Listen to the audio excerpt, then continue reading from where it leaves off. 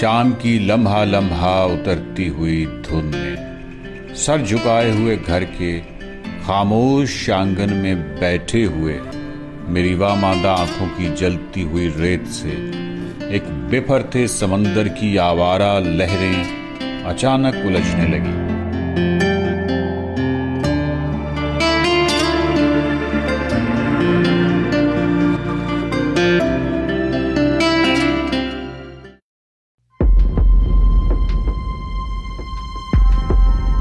1935 में एक सफरनामा शाया हुआ जिसका नाम था between oxes and river Indus, यानी दरिया आमू और दरिया सिंध के दरमियान। सफरनामा निगार थे आरसी शोमबर्ग, जिन्होंने उस वक्त तवील सफर इख्तियार करते हुए इन तमाम इलाकों को देखा। सफरनामा यूं तो सारा ही दिलचस्प है, लेकिन जब शोमबर्ग पसू पहुंचता है तो लिखता है कि पसू में बटूरा ग्लेशियर को अबूर करना बेहद मुश्किल है, बेखसूस जब आपके पास घोड़े हों। इसका मतलब कि उस जमाने में बटूरा ग्लेशियर कहीं बहुत नीचे तक आया हुआ था। शोमबर्ग कहता है कि 2 ग्लेशियर्स, पसू ग्लेशियर और बटूरा ग्लेशियर के दरमियान पसू गांव आबाद है। गांव बहुत अच्छा और खूबसूरत है, लेकिन कुछ ज्यादा खुशनसीब नहीं है। शुमाल की समत अच्छी खासी उम्दा जमीन सैलाब की नजर हो चुकी है। शिमशाल दरिया इनकी जमीन को बहाकर ले गया है। ये बड़ी दर्दनाक कैफियत है।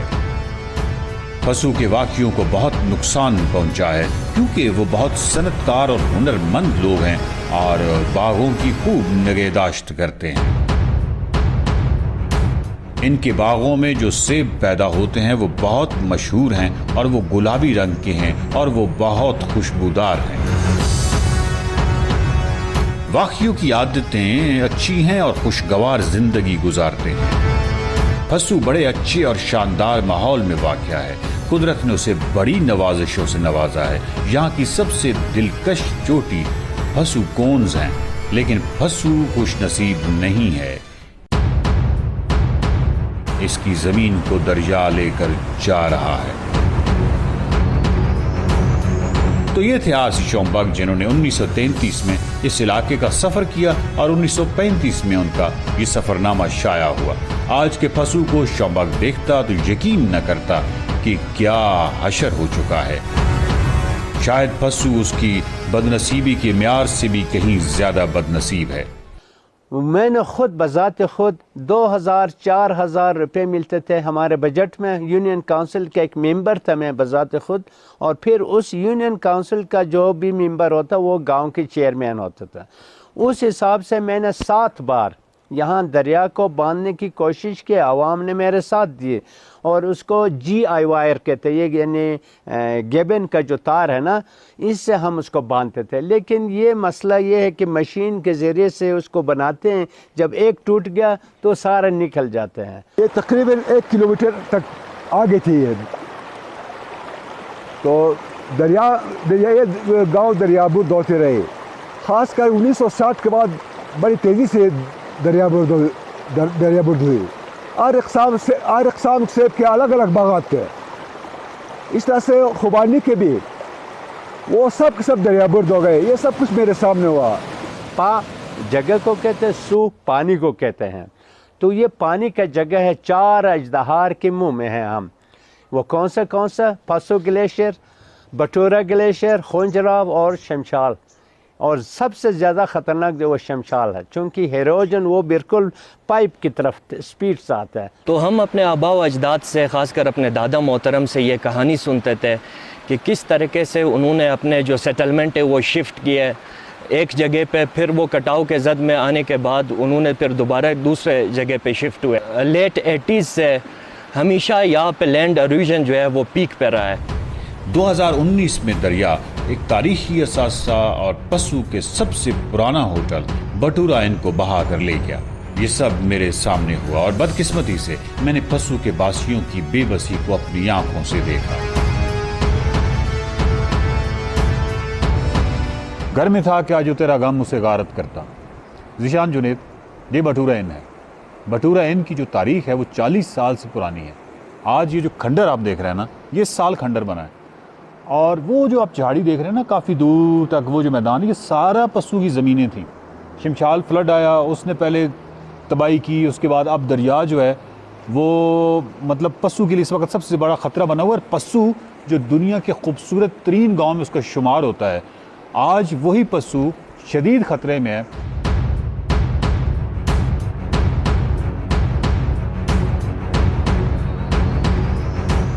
جو یہاں کی کمیونٹی نے اپنے بہاف پہ اور کچھ ڈونرز کی مدد سے یہاں پہ کچھ بند ڈالے تھے. یہاں پہ گیبنز بنے ہوئے تھے، 6 سے 7 گیبن انہوں نے انیشلی یہاں سے اس دریا کے سے لے کر وہ کونے تک انہوں نے ڈالا تھا. دریا اب کراکرم ہائی وے کے قریب ہے. یہ دیکھیے، دریا کا یہ سارا پارٹ اصل میں پسو کی زمین تھی جسے دریا بہا کر لے گیا ہے.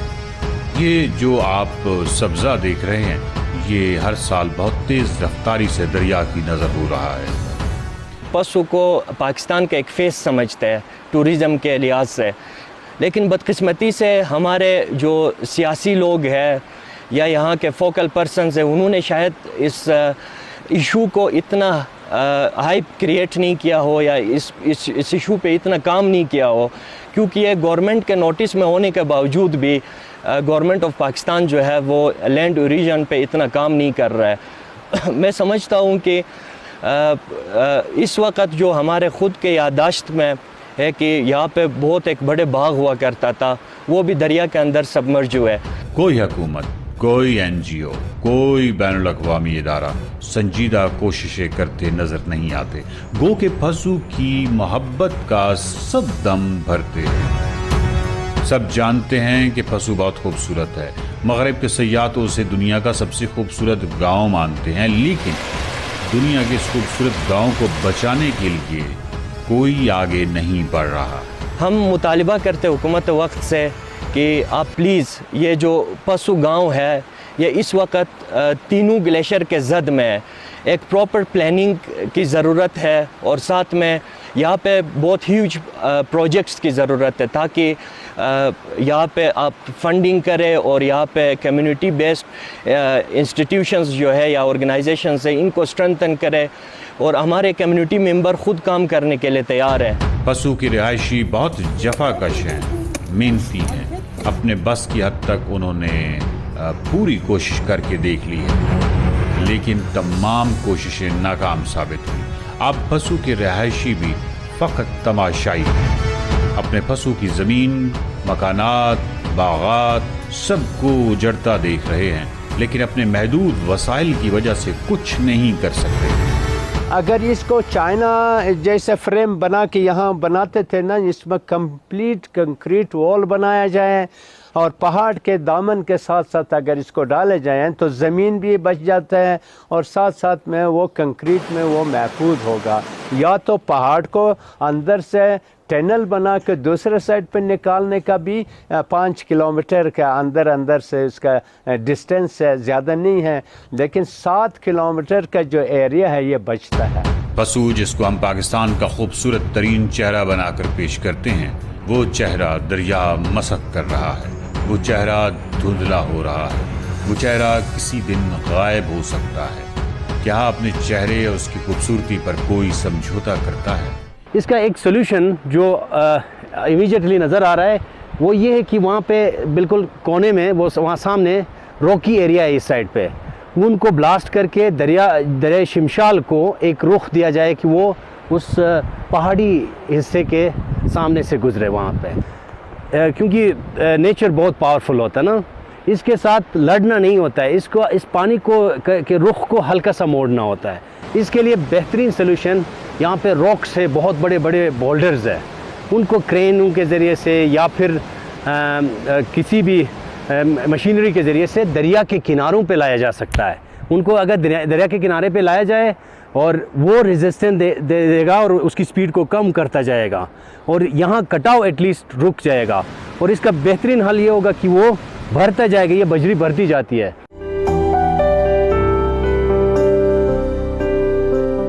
اگر ہم اسے اپنا چہرہ سمجھتے ہیں تو اپنے اس حسین چہرے کو بچانے کے لیے آگے بڑھنا ہوگا. ٹیکنالوجی اتنی ترقی کر چکی ہے کہ ایک سے زیادہ حل काबिल अमल हैं। फसू को यकीनन बचाया जा सकता है, फसू की कदीम तारीख को बचाया जा सकता है, अपने इस खूबसूरत चेहरे को बचाया जा सकता है। हुकूमत, NGOs, बैनुल-अक़वामी इदारे या प्राइवेट सतह पर मुखय्यर हजरात, जिसको भी इस चेहरे से प्यार होगा वो इसे जरूर बचा लेगा।